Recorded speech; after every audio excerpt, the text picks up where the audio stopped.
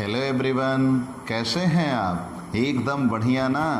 चलिए आज की क्लास शुरू करते हैं।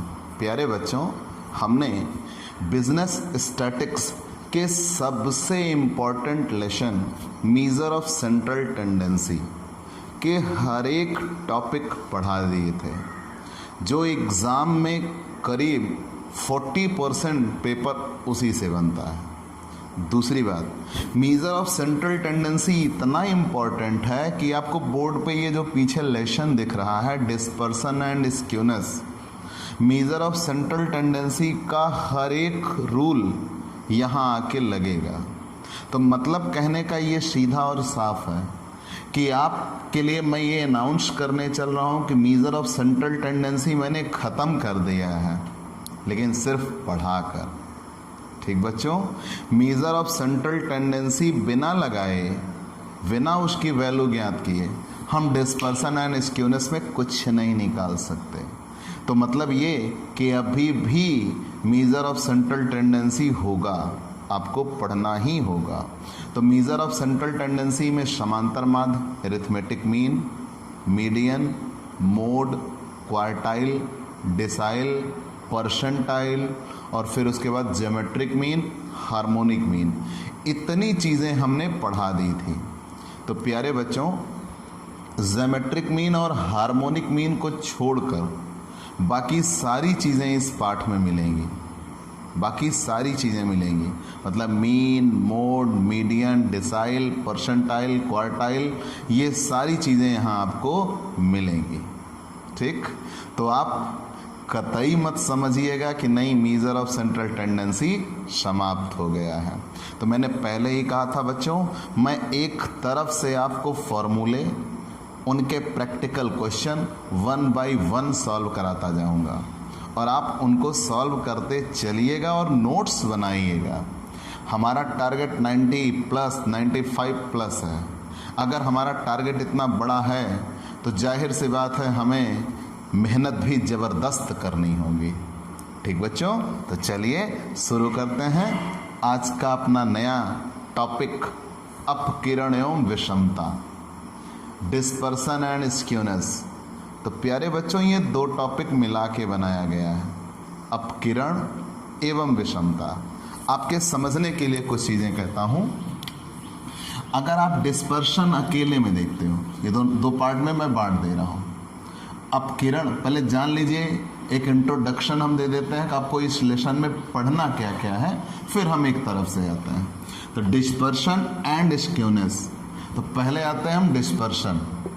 तो डिस्पर्शन में सबसे पहली चीज़ आपको पढ़ना होगा विस्तार। सबसे पहली चीज़ पढ़ना होगा विस्तार, जिसे परास भी कहा जाता है, या इसका इंग्लिश नाम होता है रेंज, विस्तार।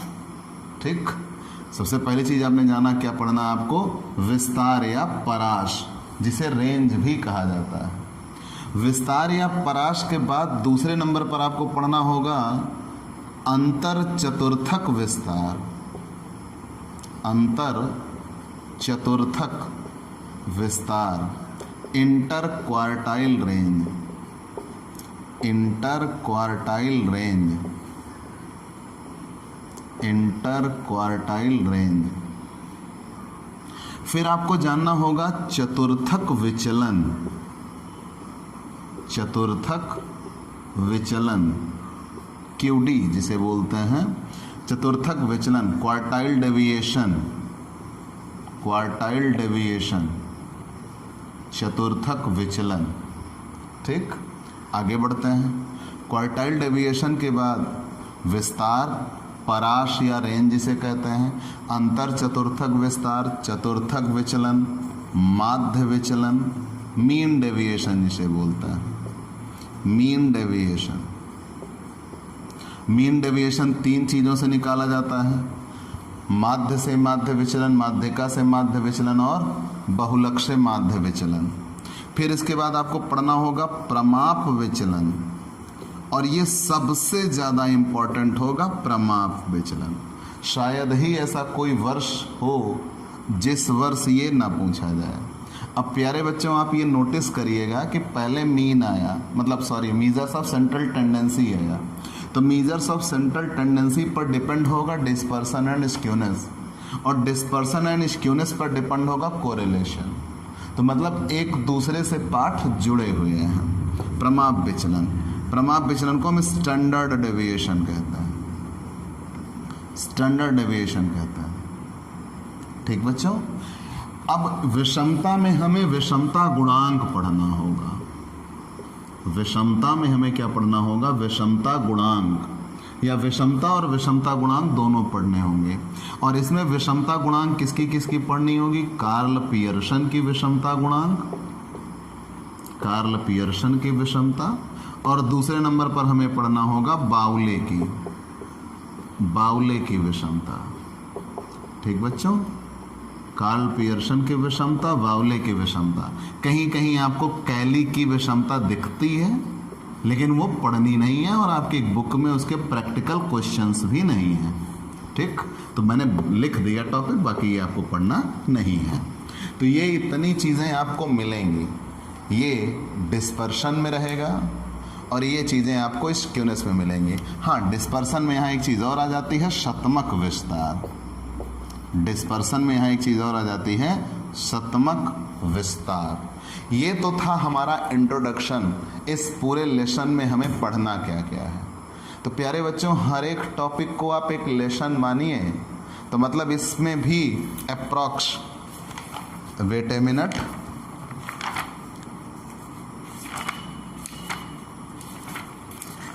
इस लेसन में भी 150 क्वेश्चन दिए हुए हैं, 150 प्रश्न। पिछले लेसन में 188 क्वेश्चन थे और इसमें भी 150 क्वेश्चन हैं। तो आपका साथ इस दोस्त के साथ बना रहा इस YouTube channel Digvijay commerce classes पर, तो हम बहुत शीघ्र इन सारे क्वेश्चंस को हल कर जाएंगे। ठीक बच्चों, चलिए अब आपको ये लेसन शुरू करते हैं। तो हमने आपसे ये बताया कि आप केंद्रीय प्रवृत्ति की माप पढ़ चुके हैं। मेजर ऑफ सेंट्रल टेंडेंसी के आधार पर ही आपको डिस्पर्सन एंड स्क्यूनेस पढ़ना होगा। ठीक, तो अभी हाल फिलहाल पहले हम डिस्पर्शन पढ़ेंगे, फिर हम स्क्यूनेस पे आएंगे। ठीक बच्चों, तो डिस्पर्शन में हमने आपको बताया क्या क्या पढ़ना है। विस्तार पढ़ना है, अंतर चतुर्थक विस्तार पढ़ना है, चतुर्थक विचलन, माध्य विचलन, प्रमाप विचलन। और उधर विषमता में कार्ल पियर्सन की विषमता पढ़नी है, बाउले की विषमता पढ़नी है, कैली साहब की भी है लेकिन जो हमें पढ़नी नहीं है। इधर शतमक विस्तार भी पढ़ना है। तो मैंने ये बांट दिया था कि आप जानते रहिए कि डिस्पर्शन में क्या मिलेगा और स्क्यूनेस में क्या मिलेगा। ठीक बच्चों, चलिए अब हम आते हैं आपको एक तरफ से इस टॉपिक को पढ़ाने के लिए। ये मिटा देते हैं भाई,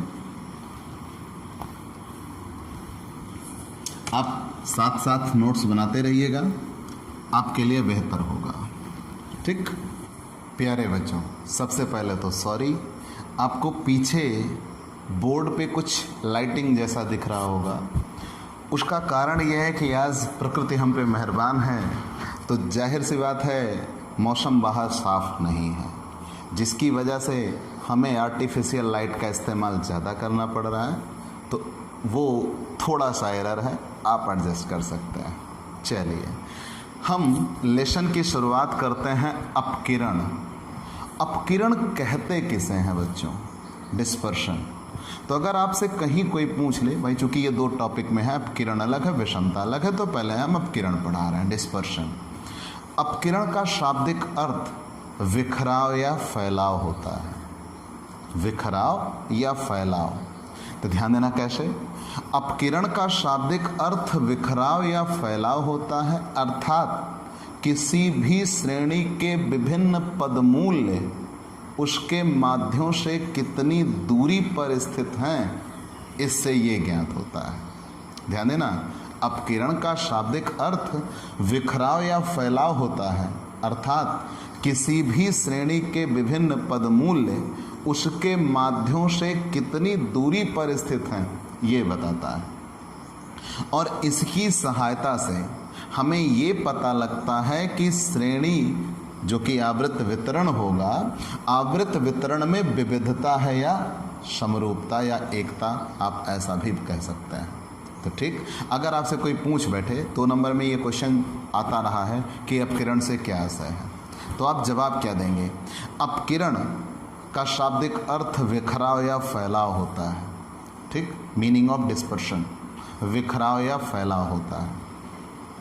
इससे श्रेणी के विभिन्न पदमूल्यों की उनके माध्यों से दूरी ज्ञात की जाती है कि श्रेणी के विभिन्न पदमूल्य अपने माध्यों से कितनी दूरी पर स्थित हैं, और इससे हमें ये भी पता चलता है कि आवृत्त वितरण में समरूपता है या विविधता।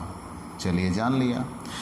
इसके गुणों का वखान करते हुए डॉक्टर ए.एल. बाउले ने कहा था, डॉक्टर ए.एल. बाउले, ए.एल.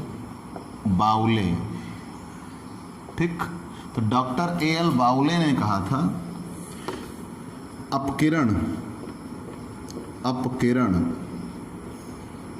पदों के विचलनों का माप है। मतलब जितने पद होंगे उन पद के जो विचलन निकाले जाएंगे, पदों के विचलनों का माप है। तो डॉक्टर ए.एल. बाउले ने कहा था अपकिरण पदों के विचलनों का माप है कि जितने पद होंगे उन पदों का हम विचलन निकालेंगे। पदों का विचलन कैसे? जैसे माध्य, माध्यिका, बहुलक निकाल लेते हैं, तो पद में से हम माध्य घटा दें, पद में से हम माध्यिका घटा दें, पद में से हम बहुलक घटा दें, वो विचलन कहलाता है। और उनका माप ही क्या कहलाता है? अपकिरण कहलाता है। ठीक, चलिए ये हमने जान लिया। तो अगर हम पूरा एक नज़र में पढ़ें तो डॉक्टर ए.एल. बाउले ने परिभाषा दी कि अपकिरण के या अपकिरण पदों के विचलनों का माप है। लेकिन हमने और जाना कि अपकिरण का शाब्दिक अर्थ विखराव या फैलाव होता है, जो श्रेणी के विभिन्न पदमूल्यों के उनके माध्यों से दूरी बताता है, कि अर्थात श्रेणी के जो पद हैं वो अपने माध्य से कितनी दूरी पर स्थित हैं। ठीक बच्चों, अब चलिए ये इतना हमने जान लिया। जब ये चीज़ें हमने पहचान ली तो अब हमें जानना है अपकिरण में पढ़ना क्या क्या है। तो प्यारे बच्चों, 2 चीज़ें होती हैं, एक सापेक्ष माप होता है और एक निरपेक्ष माप होता है। अपकिरण में 2 चीज़ें निकाली जाएंगी, सापेक्ष माप और एक निकाला जाएगा निरपेक्ष माप। ठीक, निरपेक्ष माप को एब्सोल्यूट बोलते हैं, एब्सोल्यूट मेजरमेंट, और सापेक्ष माप को रिलेटिव कहते हैं। क्या कहते हैं? Relative measurement. तो पहले आप ये जानिए निरपेक्ष माप किसे कहते हैं और सापेक्ष माप किसे कहते हैं। जब आप ये चीज़ें जान जाएंगे तो आपको और भी बेहतर तरीके से हमें पढ़ाने में आनंद आएगा। ठीक, आप जानिए निरपेक्ष माप किसे कहते हैं और सापेक्ष माप किसे कहते हैं। पहले निरपेक्ष जानते हैं, एब्सोल्यूट। ठीक, तो प्यारे बच्चों, जो भी श्रेणी का पदमूल्य होता है वो विभिन्न इकाइयों में दिया होता है या मात्राओं में दिया होता है, और जो जिस मापक में वो दिया है अगर उसका हम मान निकालें और उसी इकाई में ज्ञात करें, जैसे अगर आयु दी है, किसी भी श्रेणी में विभिन्न कर्मचारियों की आयु दी है तो आयु हम वर्षों में ज्ञात करें। अगर कर्मचारियों की आय दी है तो हम रुपए में ज्ञात करें। अगर उनके वजन दिए हैं तो किलोग्राम में ज्ञात करें। मतलब जो भी सूचना दी गई होगी वो जिस इकाई में दी गई हो, जिस मात्रा में उसको मापा गया हो, जब उसके हम परिणाम निकालें तो उसी इकाई में उसके परिणाम निकल कर आए। मतलब अगर आयु है तो वर्षों में निकल के आए, आय है तो रुपए में निकल के आए, वजन है तो किलोग्राम में निकल के आए। तो उससे जब हम माप करते हैं उसे निरपेक्ष माप कहते हैं। मतलब मात्रा को हम बदलते नहीं हैं। लेकिन प्यारे बच्चों, इससे तुलनात्मक अध्ययन नहीं हो सकता, इससे तुलना नहीं हो सकती। कैसे? आप इसका एक ग्लोबल कह लीजिए नई रूप लेके आते हो और सामने वाले की इकाई अलग होगी, दूसरे की इकाई अलग होगी, तो आप उसका कंपैरिजन नहीं कर पाइएगा। तो कभी भी अगर आपको निरपेक्ष माप मिले तो आप निरपेक्ष माप से तुलना नहीं कर सकते। अगर आपको तुलना करनी है कंपटीशन या कंपटीटिव लेके आना है, तो उस जगह पे आपको किसका निकालना होगा? सापेक्ष माप निकालना होगा। तो सापेक्ष माप होता क्या है? तो किसी भी, ध्यान देना, जो अपकिरण के निरपेक्ष माप होंगे, तो निरपेक्ष माप में क्या होता है कि उसके जो श्रेणी के मान दिए होते हैं वो जिस इकाई में दिए होते हैं वो मेजरमेंट भी उसी इकाई में निकल के आता है। लेकिन सापेक्ष माप में क्या होता है कि हम प्रतिशत में ज्ञात करते हैं, या आगे हम यूँ कह लें हम उसकी इकाई बदल देते हैं और इसका एक तुलनात्मक स्वरूप लेके आते हैं। ठीक, इकाई बदल देते हैं, इसका एक तुलनात्मक स्वरूप लेके आते हैं। कैसे?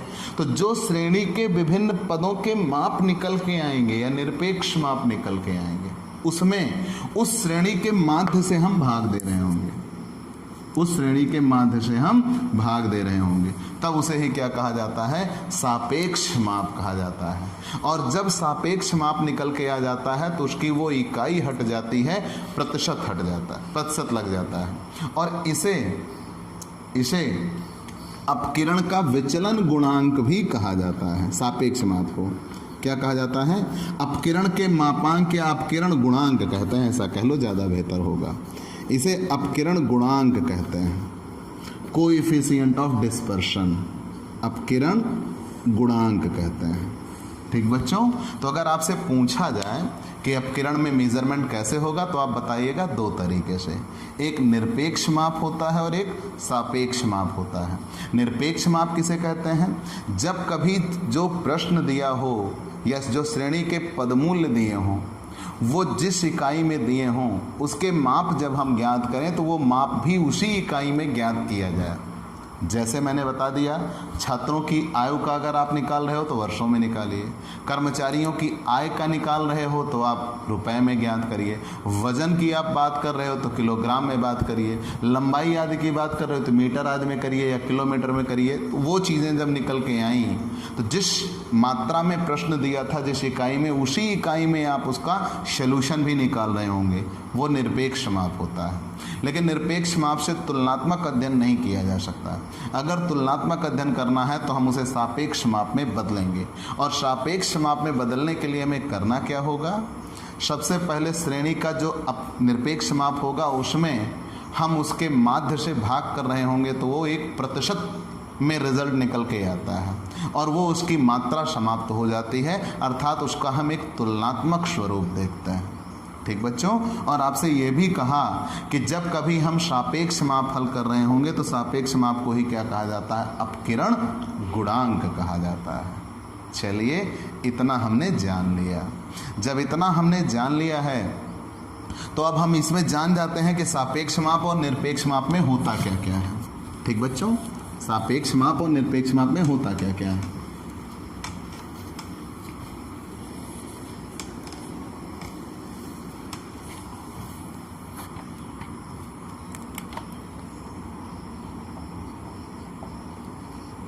अपकिरण के माप, ठीक, मेजरमेंट ऑफ डिस्पर्शन।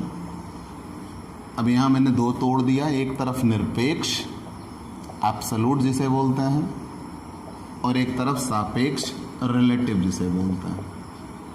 ठीक, तो निरपेक्ष में निकालते हैं हम विस्तार, तो सापेक्ष इसका क्या होगा? विस्तार गुणांक होगा। चलिए पहले निरपेक्ष बताते हैं। विस्तार निकालते हैं, रेंज। विस्तार के बाद इधर हम निकालते हैं अंतर चतुर्थक विस्तार, अंतर चतुर्थक विस्तार।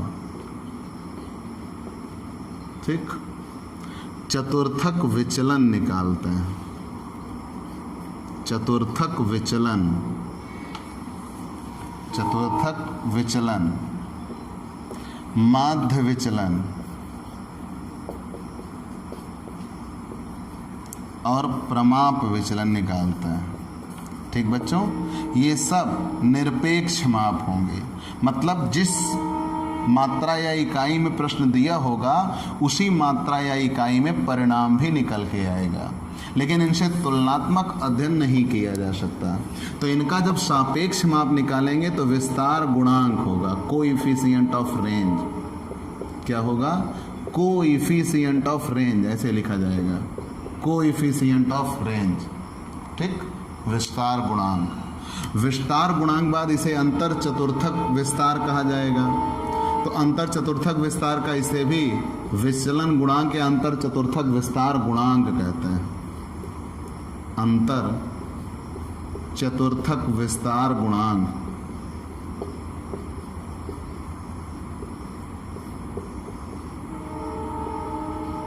यहां विचलन गुणांक का, चतुर्थक विचलन का चतुर्थक विचलन गुणांक निकालते हैं। ठीक, सबके गुणांक निकाल लिया तो कोएफिशिएंट ऑफ क्वार्टाइल डेविएशन, ये माध्य विचलन मीन डेविएशन, तो कोएफिशिएंट ऑफ मीन डेविएशन माध्य विचलन गुणांक, माध्य विचलन गुणांक और प्रमाप विचलन गुणांक, प्रमाप विचलन गुणांक। ठीक बच्चों, तो जब कभी आपको क्वेश्चन मिले, ध्यान देना, जब कभी आपको क्वेश्चन मिले तो आपसे वो दोनों चीज़ें एक साथ निकालने को कहा जाएगा। तो आप निरपेक्ष माप सापेक्ष माप दोनों निकालेंगे, उसमें कहीं कोई संशय नहीं है। मैंने अलग करके आपको बता दिया कि कौन सा निरपेक्ष माप है और कौन सा सापेक्ष माप है। ठीक, अब क्वेश्चन में जो कहा होगा हम वो निकालेंगे। ठीक है बच्चों, तो निरपेक्ष माप सापेक्ष माप होता क्या है हमने ये बता दिया। निरपेक्ष माप सापेक्ष माप के हमने नाम गिना दिए। अब चलिए एक तरफ से हम शुरुआत करते हैं विस्तार। ठीक बच्चों, यहीं से इस लेसन की शुरुआत होती है। विस्तार, विस्तार का शाब्दिक अर्थ रेंज, विस्तार के अन्य नाम भी है, रेंज या परास बोलते हैं। ठीक,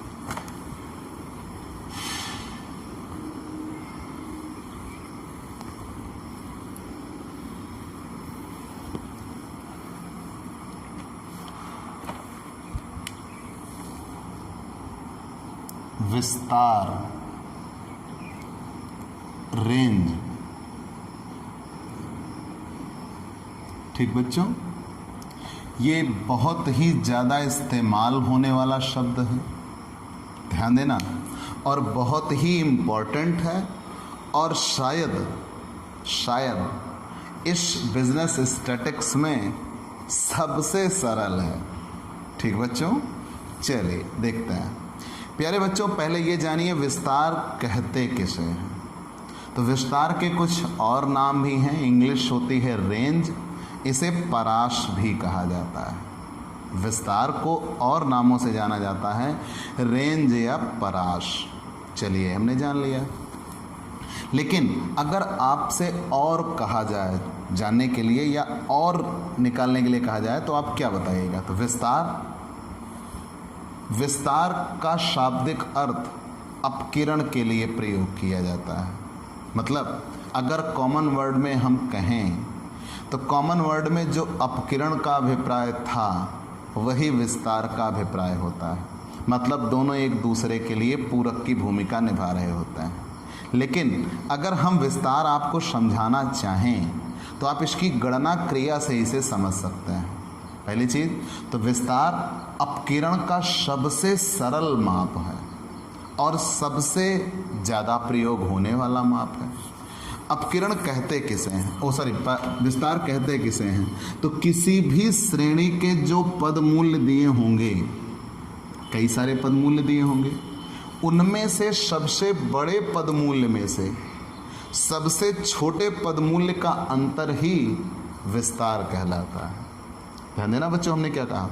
किसी भी श्रेणी के विभिन्न पद मूल्यों के विभिन्न पद मूल्यों में से सबसे बड़े पद मूल्य का सबसे छोटे पद मूल्य से अंतर ही विस्तार कहलाता है। अर्थात जो श्रेणी के पद दिए हैं उनमें से सबसे बड़े पद में से सबसे छोटा पद घटा देंगे। लेकिन ऐसा, अब ध्यान देना, ऐसे कैसे? तो हमें ये देखना होगा जो सबसे छोटा पद है वो सबसे बड़े पद की तुलना में कितना कम है। मतलब सबसे बड़ा पद है वो सबसे छोटे पद की तुलना में कितना ज़्यादा है। जैसे मान लो मैं, आप और वो 3 लोग थे। मेरे पास 10 रुपये हैं, उसके पास 15 रुपये हैं और आपके पास 50 रुपये हैं। तो आप ये देखोगे यार मेरे पास 50 हैं, तो आप कितने ज़्यादा हो? तो सबसे कम वाले से देखना होगा आपके बीच की दूरी कितनी है। तो आपकी वैल्यू सबसे ज़्यादा है 50, मेरी वैल्यू सबसे कम है 10, तो 50 में से 10 घटा देंगे तो रेंज कितना बताया जाएगा 40। बीच वाले से कोई मतलब नहीं होगा। तो ये कहा गया विस्तार अगर आप इस्तेमाल करते हो तो किसी भी श्रेणी के जो सबसे बड़े पद मूल्य होंगे उसमें से जो श्रेणी का सबसे छोटा पद मूल्य होगा उसको घटा देते हैं। लेकिन प्यारे बच्चों, आप कुछ बातें और जानिए। और क्या? विस्तार तो मान लीजिए आपने ये डिफाइन किया, लेकिन ये सबसे सरल होता है। इसकी गणना क्रिया में आवृत्ति या बारंबारता से कोई मतलब नहीं होता। ध्यान देना, इसकी गणना क्रिया में आवृत्ति या बारंबारता से कोई मतलब नहीं होता। आवृत्तियां दी जरूर जाती हैं, लेकिन उनसे क्वेश्चन सॉल्व करते समय कोई मतलब नहीं होता। मतलब ये श्रेणी के केवल पदों पर आधारित होता है, ना कि उनकी बारंबारता पर। Frequency doesn't matter. चलिए, ये भी आसानी हो गई। लेकिन इसके गुण और दोष क्या हैं? गुण तो ये है कि सबसे सरल है, सबसे आसानी से निकल जाता है, और दूसरी बात यह है कि इसकी गणना करना आसान है। ये किस्म नियंत्रण संबंधी कार्यों में प्रयोग किया जाता है। जहाँ पे क्वालिटी कंट्रोल करना होता है वहाँ पे हम इसको निकालते हैं। जैसे आप सोचिए, आप कभी किसी दुकान पे गए हों कपड़ा खरीदने के लिए, तो सामने वाला ज़रूर आपसे ये पूछता है, भाई आपकी रेंज क्या है। जिस रेंज मतलब आप कितने तक का सामान लेने के लिए आए हो, तो वो उसी आधार पे आपको वस्तुएं दिखाएगा। तो कहने का मतलब ये है कि जहाँ क्वालिटी कंट्रोल करना हो वहाँ पे हम किसका इस्तेमाल करते हैं? रेंज का इस्तेमाल करते हैं। अब हम बात करते हैं इसके दोष की। तो दोष तो इसका सबसे बड़ा इसकी परिभाषा में ही छिपा है। तो श्रेणी के जो पदमूल्य होते हैं, मान लीजिए 100 पदमूल्य दिए गए हैं, तो उनमें से आपने सबसे बड़ा लिख लिया, सबसे छोटा लिख लिया। तो बीच की जितनी वैल्यू है उनसे आपको कोई लेना ही नहीं है। मतलब 100 में से आपने केवल कितने पद चुने? 2, 98 छोड़ दिए। तो मतलब ये श्रेणी के सभी पद मूल्यों पर आधारित ना होकर सबसे बड़ा पद मूल्य और सबसे छोटे मूल्य पद पर ही आधारित होता है, और यही इसका सबसे बड़ा दोष होता है। लेकिन अगर आपको रेंज निकालना पड़े तो फॉर्मूला क्या है? रेंज तीनों श्रेणियों में, व्यक्तिगत, खंडित, सतत, तीनों श्रेणियों में फॉर्मूला यही है। और अब कह दीजिए ये कैसे संभव है? तो मैंने अभी कहा रेंज के लिए फॉर्मूला आप क्या लिखेंगे? चलिए, रेंज को आर से व्यक्त करते हैं। आर बराबर यल माइनस यस। आर बराबर रेंज, यल बराबर लार्जेस्ट वैल्यू, सबसे बड़ा पद, यस बराबर स्मॉलेस्ट वैल्यू, सबसे छोटा पद। ठीक, आर बराबर लार्जेस्ट वैल्यू, आर बराबर रेंज, यल बराबर लार्जेस्ट वैल्यू, यस बराबर स्मॉलेस्ट वैल्यू। तो रेंज श्रेणी का सबसे बड़ा पद, श्रेणी का सबसे छोटा पद। और ध्यान देना बच्चों, फ्रीक्वेंसी से कोई मतलब नहीं होता। फ्रीक्वेंसी अगर दी भी होगी तो हम केवल पद से ही निकालेंगे, फ्रीक्वेंसी से कोई लेना देना नहीं होता। फ्रीक्वेंसी से कोई मतलब नहीं होता। तो आप ये कतई ना समझना कि नहीं क्वेश्चन जो दिया होगा वो केवल व्यक्तिगत श्रेणी में होगा। क्वेश्चन तो व्यक्तिगत, खंडित, सतत तीनों श्रेणी में दिए जाएंगे, लेकिन वो आपकी गणना क्रिया में आपको देखना है कि श्रेणी से कोई मतलब, आवृत्तियों से कोई मतलब नहीं होता। लेकिन क्यों नहीं होता, मुद्दा ये बनता है। तो आपको उसका जवाब मैं जब क्वेश्चन पढ़ा रहा हूँगा तब दूंगा, या जैसे अभी कॉमन वर्ड में ले लीजिए। मान लीजिए यहाँ पे एक एक्स दिया हुआ है 5, 3, 8, 12, 7, 1। तो अगर यहाँ आपको विस्तार निकालना पड़े तो आप इस सूत्र पे आइए। तो कैसे निकाल रहे हैं? आर बराबर यल माइनस यस। तो यल बराबर सबसे बड़ी वैल्यू मतलब 12, यस बराबर सबसे छोटी वैल्यू मतलब 1। ये यल है और ये एस है। तो आर बराबर यल माइनस यस, तो 12 में से 1 चला जाएगा 11। आपने ये बता दिया। अब अगर यहीं पे फ्रीक्वेंसी दी होती क्वेश्चन में, तो मान लो फ्रीक्वेंसी दिया हो, तो फ्रीक्वेंसी 5 की 1 दिया हुआ, 3 की 5 दिया हुआ, 8 की 2 दिया हुआ, 12 की 7 दिया हुआ, 7 की 5 दिया हुआ है, ऐसे कुछ मान लीजिए दिया हुआ है। तब आप कैसे हल करेंगे? तो इसका मतलब ये होता है कि 5 एक बार आया, 3 5 बार आया, 8 2 बार आया, 12 7 बार आया, 7 5 बार आया और 1 3 बार आया। है तो वो एक ही, है तो वो 7 ही, है तो वो 12 ही, चाहे 7 बार है चाहे 8 बार है। तो इसलिए आवृत्ति से कोई फैक्टर नहीं पड़ता। आवृत्ति होगी तो भी तो वैल्यू उतनी ही बड़ी होगी, 12 12 12 12, लेकिन है तो 12 ही, तो सबसे बड़ा पद 12 होगा और सबसे छोटा पद 1 होगा। तो इसलिए फ्रीक्वेंसी से कोई मतलब नहीं होता, केवल और केवल किससे मतलब होता है? पद से। ठीक, सबसे बड़े पद में से सबसे छोटा पद घटा देते हैं। लेकिन ये तो बात थी निरपेक्ष माप की, R बराबर L माइनस एस। लेकिन इसका सापेक्ष माप कैसे निकलेगा? तो कोएफिशिएंट ऑफ रेंज, विस्तार गुणांक। तो जब आपको विस्तार गुणांक निकालना हो तो इसके लिए फॉर्मूला होगा L minus S L plus S, coefficient of range बराबर। तो कोएफिशिएंट ऑफ रेंज विस्तार गुणांक, ये सापेक्ष माप होगा।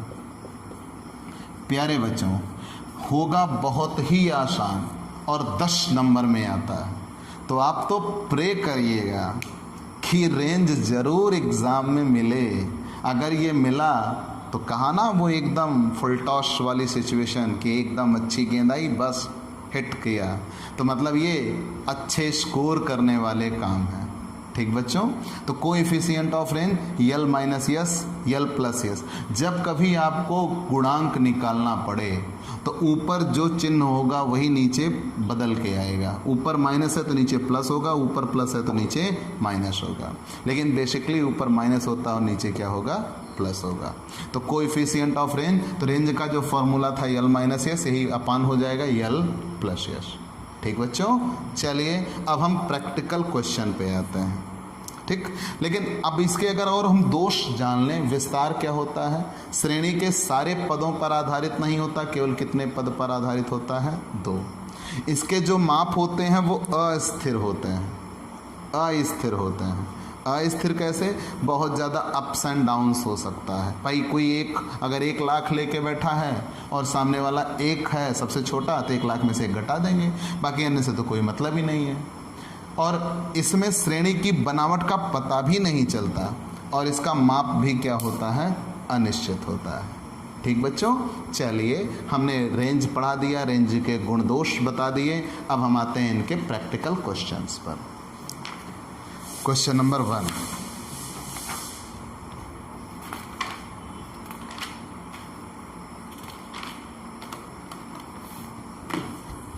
तो बहुत ही आसान क्वेश्चंस हैं।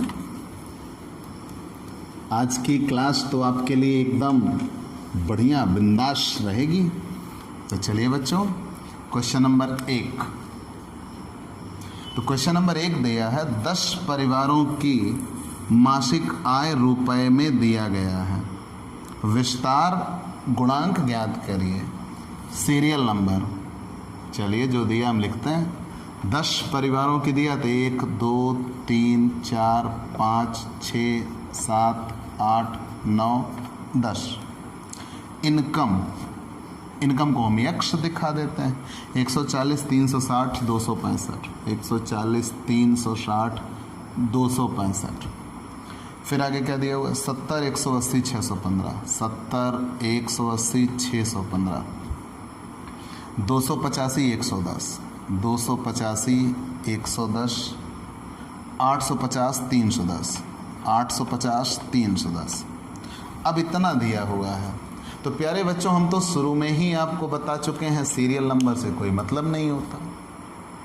आप पहले श्रेणी पहचानिए कौन सी है। केवल पद दिया है, जब केवल पद दिया हो तो व्यक्तिगत श्रेणी हो। यहाँ सीरियल नंबर से हमसे कोई मतलब नहीं है। क्यों? क्योंकि मैंने पहले भी कहा है, स्टैट्स में अगर कहीं सीरियल नंबर दिया हो तो सीरियल नंबर से कोई लेना देना नहीं होता। चलिए, अब पद दिया है तो पद दिया होने पर यह व्यक्तिगत श्रेणी होगी और आवृत्ति कहीं नहीं है। तो हमें रेंज निकालना है, विस्तार। तो रेंज बराबर हमने सूत्र बताया था L minus S. R range को कहते हैं, आप सूत्र में डिटेल जरूर लिखिएगा। L बराबर लार्जेस्ट वैल्यू, सबसे बड़ा पद। S बराबर स्मॉलेस्ट वैल्यू, सबसे छोटा पद। ठीक, लार्जेस्ट वैल्यू स्मॉलेस्ट वैल्यू। जब ये दोनों निकल के आ जाएं तो यहाँ देखिए सबसे बड़ा पद कौन है? 140, 360, 265, 70, 180, 850, ये रहा यल। आपके समझने के लिए मैंने यहाँ लिख दिया।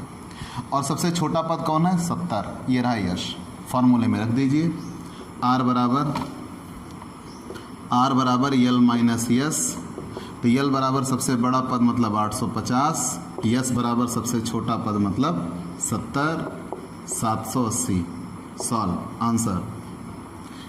अगर विस्तार कहा हो तो सिर्फ यही इतना उत्तर होगा, और विस्तार गुणांक कहा है तो कोएफिशिएंट ऑफ रेंज बराबर, तो कोएफिशिएंट ऑफ रेंज बराबर यल माइनस यस अपान यल प्लस यस।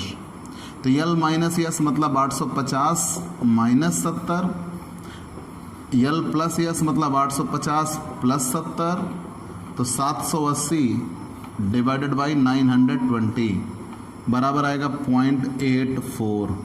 यही आएगा कोएफिशिएंट ऑफ रेंज। सॉल्व कर लीजिए, स्क्रीनशॉट ले लीजिए। हम अगले क्वेश्चन पे चलते हैं। ठीक बच्चों, तो मैंने कहा था कि रेंज सबसे आसान होगा निकालना, और रेंज निकालने के लिए आपको ये ध्यान में रखना होगा कि केवल पद से रेंज निकाला जाता है, आवृत्त से हमसे कोई लेना देना नहीं होता। ठीक, चलिए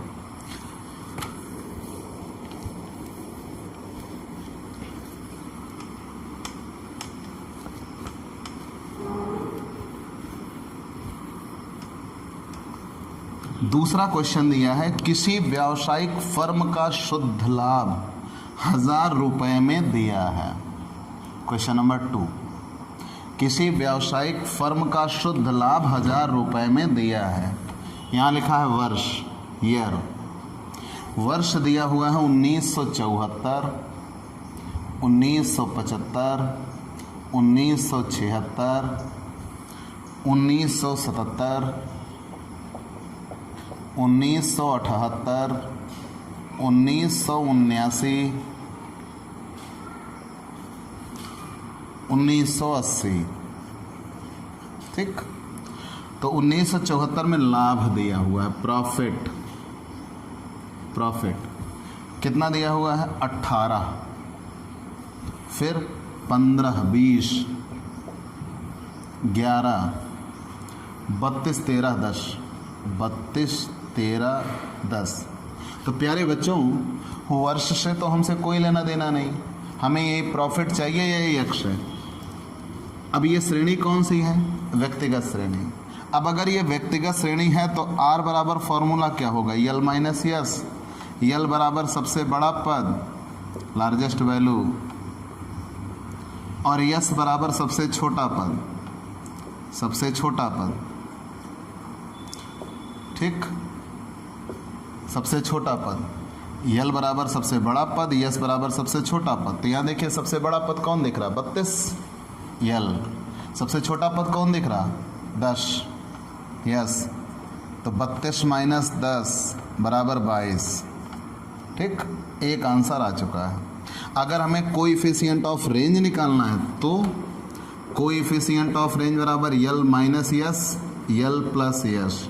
तो 32 माइनस 10 बटे 32 प्लस 10, तो 22 बटे 42। कन्फर्म? 0.524, 0.524 आप कर दीजिएगा, आराम से आपको आंसर मिल जाएगा, 0.524। ठीक बच्चों, तो ऐसे ही आप क्वेश्चन नंबर 3 जो रहा आपकी स्क्रीन पर, विस्तार तथा विस्तार गुणांक की गणना कीजिए। तो सीरियल नंबर 1 2 3 4 5 6 7 8 10 20 30 40 50 60 70 80। तो सबसे बड़ा है 80 और सबसे छोटा है 10, घटा देंगे 70। ठीक, फिर अगला क्वेश्चन दिया है चौथा, विस्तार तथा इसका गुणांक ज्ञात कीजिए। 140, 367, 263, 70, 195, 615, 289, 109, 872 और 305। ठीक बच्चों, तो जब कभी ऐसे क्वेश्चन दिए हों, चलिए एक लगा देता हूँ। Question number 4।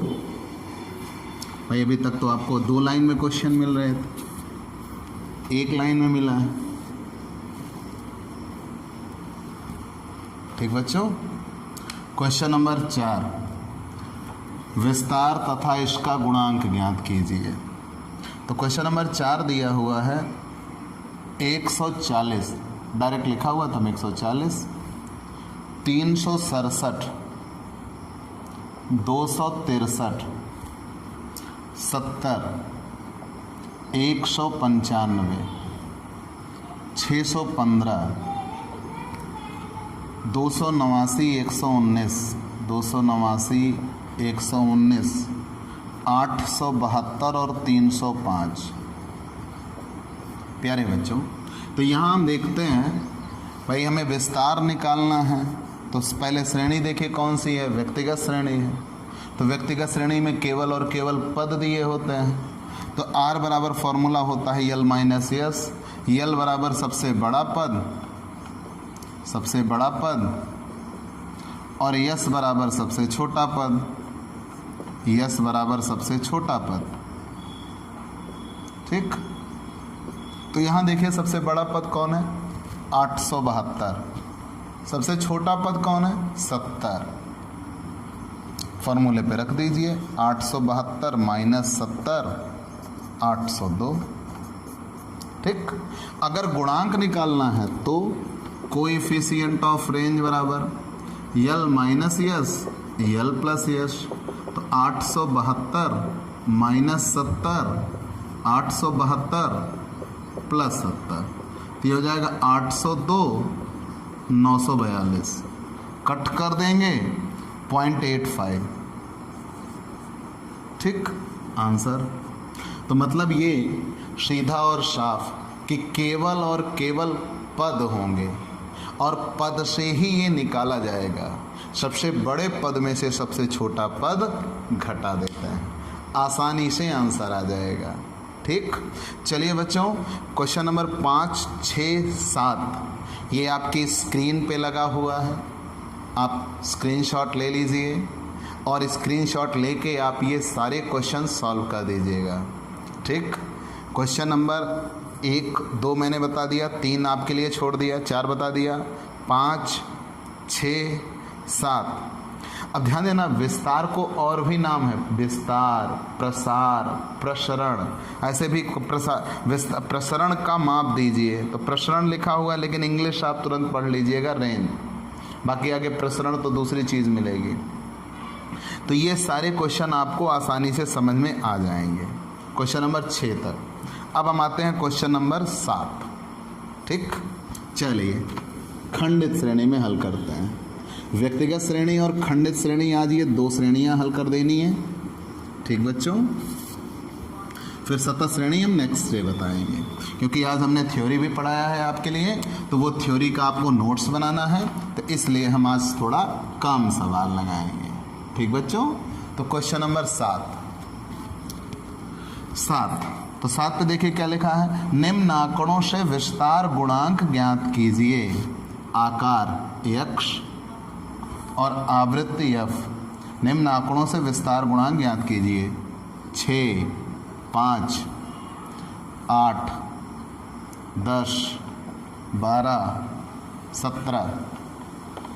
ठीक, तो 6 की आवृत्ति कितनी है, 1, 5, अब 5 की आवृत्ति है 2, 5, 3, 7, 4, 7, 4। ठीक बच्चों, इतना दिया हुआ है। प्यारे बच्चों, हमने अभी जब विस्तार का सूत्र आपको पढ़ाया था तो कहा था विस्तार के लिए केवल और केवल पद से मतलब होता है, आवृत्ति से कोई लेना देना नहीं होता। ठीक, वैसे भी अगर आप इसको जनरल तरीके से समझो तो 6 1 बार आया है, 5 2 बार आया है। मतलब कैसे हम इसको क्वेश्चन को ऐसे लिख सकते हैं, ये आपके समझने के लिए मैं कर रहा हूँ, ज़रूरत नहीं थी। हम इसको ऐसे भी लिख सकते हैं। तो 6 1 बार आया, 5 2 बार आया, 8 5 बार आया। ठीक, 10 3 बार आया, 12 7 बार आया,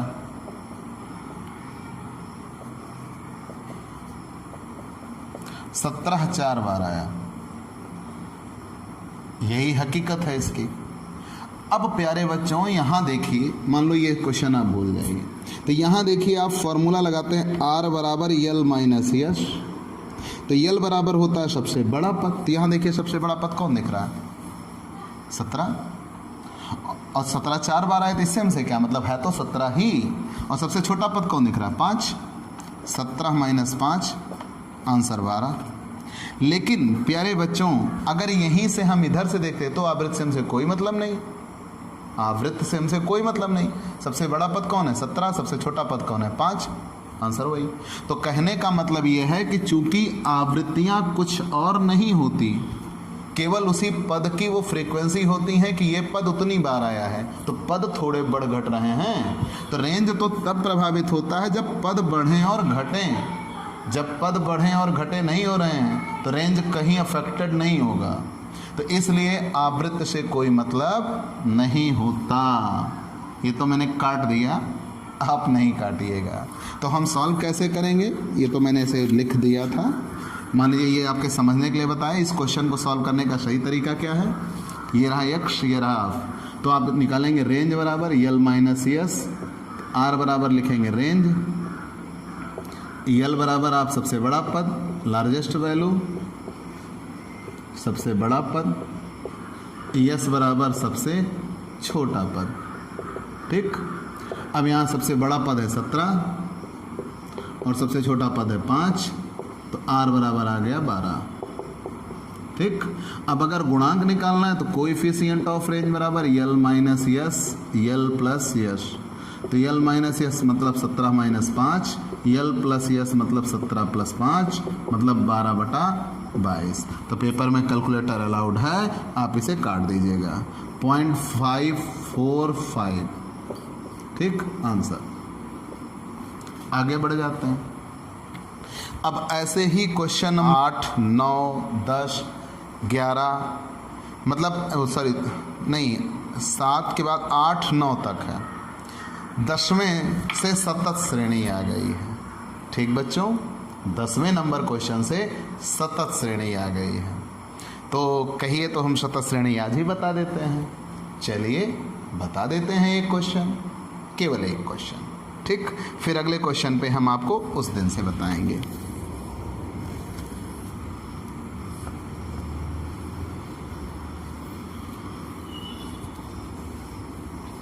प्यारे बच्चों क्वेश्चन नंबर 10, क्वेश्चन नंबर 10। तो क्वेश्चन दिया हुआ है निम्न आवृत्त वितरण के लिए विस्तार तथा गुणांक ज्ञात कीजिए।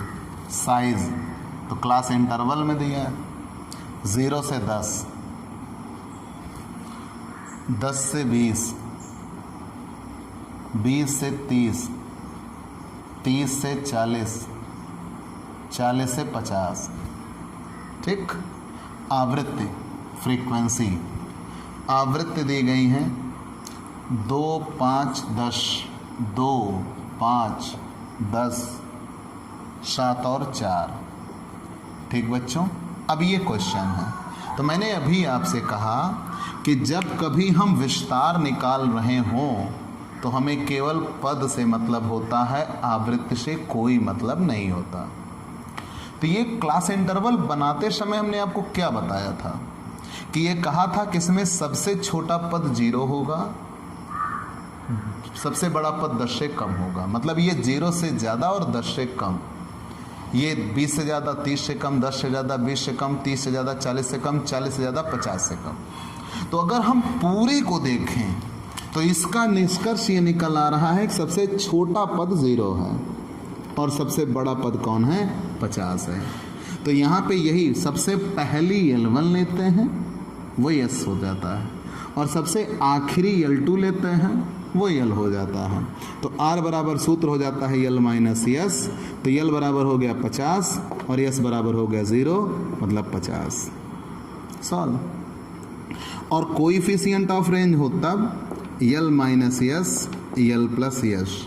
तो 50 माइनस 0, 50 प्लस 0 मतलब 50/50 बराबर 1 आंसर। ठीक बच्चों, तो ये रहा सॉल्व आपका सतत श्रेणी का। लेकिन एक बात और, जब आप सतत श्रेणी के क्वेश्चन लगा रहे हैं तो मैंने पहले ही कहा कि आपसे सबसे पहला L1, सबसे आखिरी L2, फ्रीक्वेंसी से कोई मतलब नहीं होगा। लेकिन अब यही मान लीजिए हम दूसरे तरीके से निकालें तो कुछ विद्वानों द्वारा इसके माप में ये कहा है कि हम पहले इसका मिड वैल्यू निकाल लेते हैं और मिड वैल्यू से घटा देते हैं। जैसे 40-50 जोड़ दिया 90, 90/2 किया 45, यहाँ कितना आएगा 5, तो उस सिचुएशन में आएगा 40 आंसर आएगा। ठीक, तो चाहे तो मिड वैल्यू से भी निकाल सकते हैं, लेकिन इसका सही निकालने का तरीका यही होता है कि सबसे छोटा पद ये होगा, सबसे बड़ा पद ये होगा। ठीक बच्चों, तो मेरा मानिएगा तो आप मिड वैल्यू से नहीं निकालिएगा। ठीक, लेकिन मैंने आपको बता दिया कि आप मिड वैल्यू से भी निकाल सकते हैं। तो पहले आप इसकी मिड वैल्यू निकाल लीजिए और मिड वैल्यू निकाल के सॉल्व कर दीजिए। ठीक, और एक बात, आप मेरी इस बात को जरूर याद रखना कि कोई भी क्वेश्चन सॉल्व होगा सतत श्रेणी का है तो एक्सक्लूसिव सॉल्व होगा, इंक्लूसिव नहीं। मतलब अगर कभी क्वेश्चन समावेशी श्रेणी में दिया हुआ तो पहले अपवर्जी श्रेणी बदलेंगे, फिर उसके बाद सॉल्व करेंगे। से कम दिया हुआ है तो पहले क्लास इंटरवल और फ्रीक्वेंसी बनाएंगे तब सॉल्व करेंगे। से अधिक दिया हुआ है तो पहले क्लास इंटरवल और फ्रीक्वेंसी बनाएंगे तब सॉल्व करेंगे।